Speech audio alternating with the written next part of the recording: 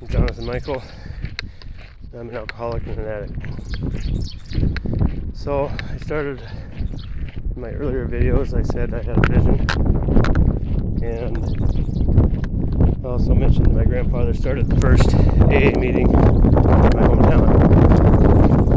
So the one question I would ask him if I ever had the opportunity to meet him is,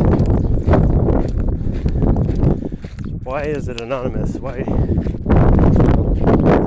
would people that want to talk about the things they've lived through, why would they want to be anonymous? And I kind of have that figured out for myself, even without having the opportunity to ask.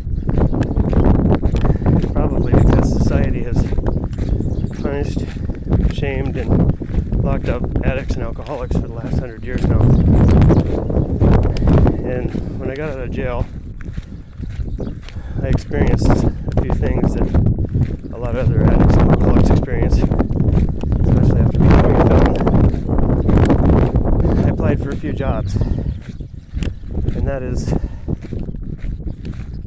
a big battle when you first get out of jail, when you have to mark on the application that you're a felon. So I have 10 years in manufacturing, welding. I'm certified to weld in Canada and the United States. And I applied at a machine shop not far from where I lived. And I'm pretty sure they saw the felon on the application and rolled their eyes and just threw it in the trash. So I made a choice not to let that bother me. It's sad for these companies that roll their eyes and throw stuff like that in the trash, but I'd have been a very valuable asset to that company. And it's good that it didn't work out, because I like the job I have now. I keep busy. Very appreciative boss. Life wasn't meant for back in the manufacturing business for me. So, come on, Jax. Anyways, so the battles that a felon faces after they get out of jail or out of treatment, come on, it's a struggle. But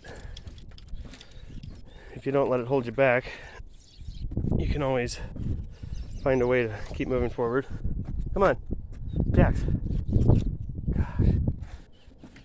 And I don't know, being this is a holiday weekend, I've had about 3 days off of work. I've been struggling a little bit lately. Come on, there's nothing down there you need. But we think about on Memorial Day weekend, we think about the family that we've lost, the friends we've lost. We reflect a lot.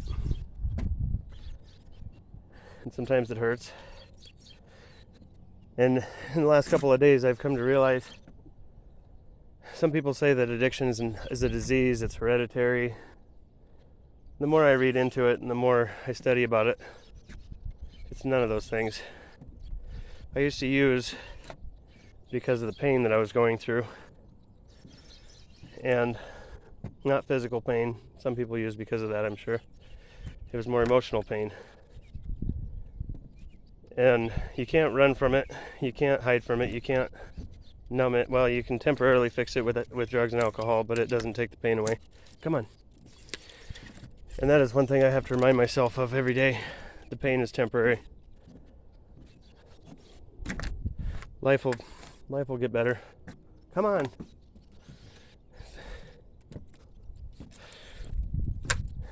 Just got to remind myself that the pain is temporary. Sitting idle for 3 days without work, I've had a lot of time to think. And I've done a lot of push-ups. I went and bought a new sledgehammer therapy. It seems to be working. I don't know. I know that drugs and alcohol aren't going to take the pain away. And moving forward is a lot better feeling than drugs and alcohol ever gave me. So I refuse to be anonymous. I don't really care if people judge me. I don't care what people think of me. I can't control that. I'll focus on things I can control moving forward. And every little tiny trick that I find, I'll share. Like I said, the sledgehammer, that was kind of a cool little tool I bought. I took out about 12 tree stumps from my sister's yard with a 12-pound sledgehammer.